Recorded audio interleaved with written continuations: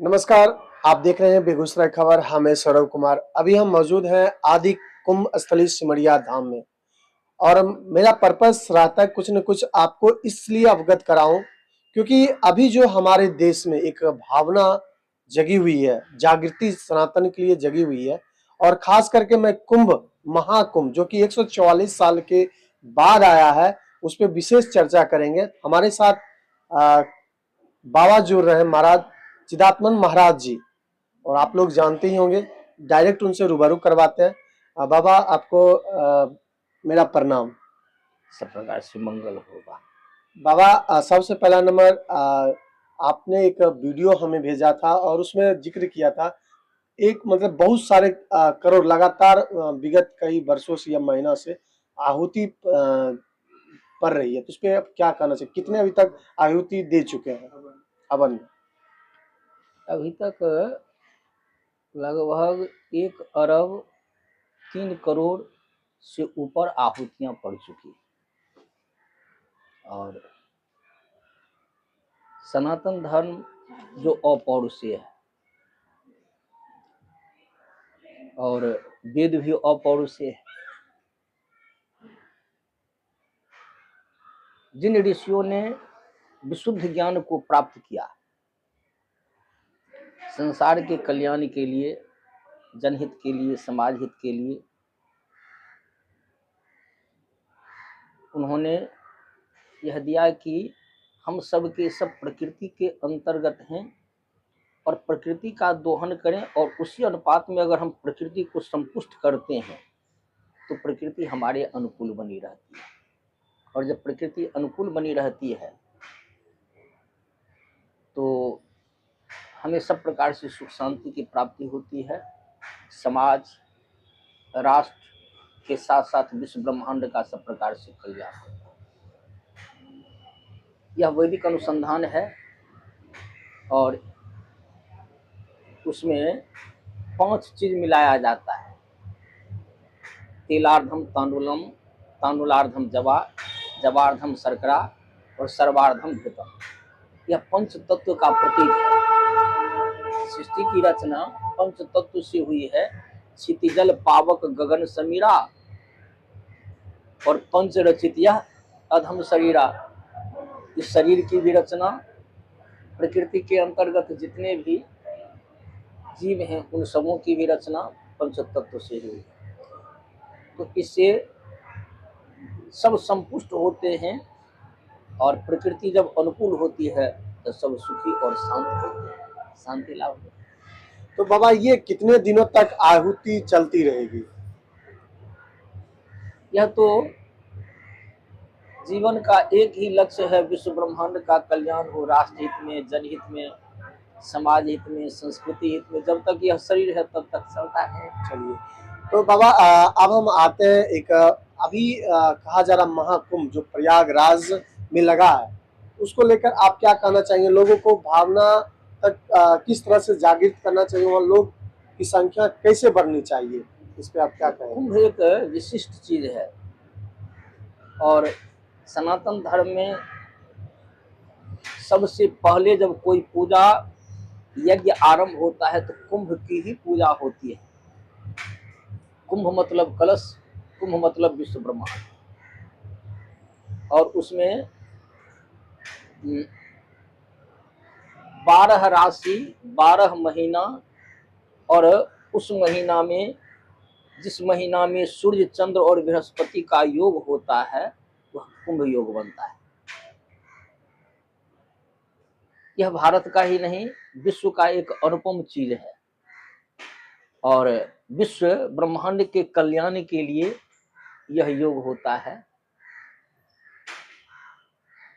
जिस समय देश के प्रांत के उस प्रकार के सुसंस्कृत और सब प्रकार से संस्कार युक्त नायक होते हैं तो वह काफी श्रेष्ठ रूप में और अधिक से अधिक लोग उससे लाभान्वित हो पाते हैं। और जब उस प्रकार का नायकत्व प्राप्त नहीं होता तो वह लुप्त होने के कागार पर हो जाता है। आज हमें उन भारतवासियों पर गौरव है जो वर्तमान परिवेश में अपने आप को भारतीय कहलाने का गर्व अनुभव कर रहे हैं। साथ ही साथ उन नायकों पर गर्व है जो राष्ट्र हित, जनहित, समाज हित में, संस्कृति हित में इस प्रकार से अपने आप को अग्रसर कर रहे हैं। उत्तर प्रदेश प्रत्येक हिसाब बनाते हैं तो अंत में क्या खोजते हैं? उत्तर। उत्तर प्रदेश तो उत्तर प्रदेश है और वहां का नेतृत्व भी अति श्रेष्ठ चल रहा है। इसलिए वह दिव्य कुंभ स्थली विश्व के लिए एक प्रकाश पुंज के रूप में है, प्रेरणा के रूप में है और जरूर हमको उनसे सीख लेना चाहिए कि इस प्रकार से हम अपने जीवन को संवार सकते हैं, अपने प्रांत को संवार सकते हैं, अपने राष्ट्र को संवार सकते हैं और विश्व ब्रह्मांड का इससे हम अधिक से अधिक कल्याण कर सकते हैं। तो बाबा एक लोग अभी एक जागृति फैली हुई है कि 144 साल के बाद जो ये संयोग बना है और खास करके प्रयागराज में, और ये कुंभ स्थली बहुत जगह है, मतलब नासिक, उज्जैन, हरिद्वार, प्रयागराज और यहाँ तक कि हमारे धाम सिमरिया धाम भी अर्ध कुंभ लग चुका है। तो लोग के लिए क्या आप संदेश देना चाहेंगे कि वह लोग किस तरह से जाएं? 2011 में यहाँ का अर्ध कुंभ, 2017 में महाकुंभ जागृत हुआ और यह आदि कुंभ स्थली इसलिए कहा जाता है कि अमृत का वितरण सिमरिया में ही हुआ था। सिमरिया का मतलब होता है सीमा जोड़ अड़िया। यह केवल मिथिला की दक्षिणी सीमा नहीं, मगध की उत्तरी सीमा नहीं, बल्कि जीवन की अंतिम सीमा भी है और साथ ही साथ ज्ञान की अंतिम सीमा की दिव्य स्थली भी है, जहाँ राजा विदेह स्वयं पधारा करते थे, जहाँ की समुचित व्यवस्था उनके नेतृत्व में विदेह काल में हुआ करता था और देश देशांतर के संत वृंद पधार करके, विद्वत वृंद पधार करके इससे लाभान्वित होते थे, पुण्यात्मा वृंद पधार करके लाभान्वित होते थे। 12 राशि पर 12 जगह उस समय कुंभ लगा करता था, जो कालांतर में लुप्त हो गया। पुनः हर्षवर्धन के सौजन्य से तीर्थराज प्रयाग का कुंभ जागृत हुआ और आज उसमें इस प्रकार की दिव्यता जो वहां के कुशल नेतृत्व से देखा जा रहा है, यह तो केवल भारतवासियों के लिए ही नहीं, विश्ववासियों के लिए इससे लाभान्वित होने का सौभाग्य है। बाबा आप भी जा रहे हैं वहां पे कुंभ में क्या?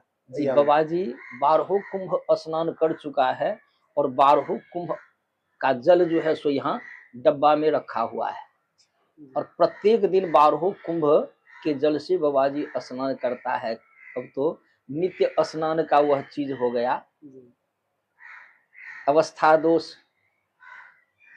और अन्य स्थिति को देखते हुए वहां अपना शिविर है, शिविर से सेवा का कार्य चलेगा और बाबा जी तन से जाए न जाए, मन से तो वहीं पर रहेगा।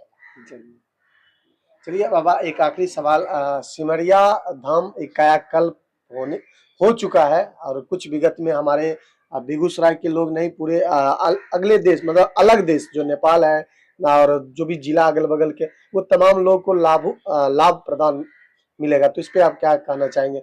कब तक ये तैयार पूरा आपका सिमरिया धाम हो जाएगा? देखिए, यह तो यहाँ भी कुशल नेतृत्व है और घाट का काफी विकास हुआ है और उत्तरोत्तर इसका विकास होता जा रहा है। इस प्रकार का यह कुशल नेतृत्व इसे प्राप्त रहा तो आने वाले भविष्य में यह अपने अतीत के गौरव को प्राप्त कर विश्व को प्रकाश देने वाला। चलिए बाबा, बहुत बहुत धन्यवाद आपका।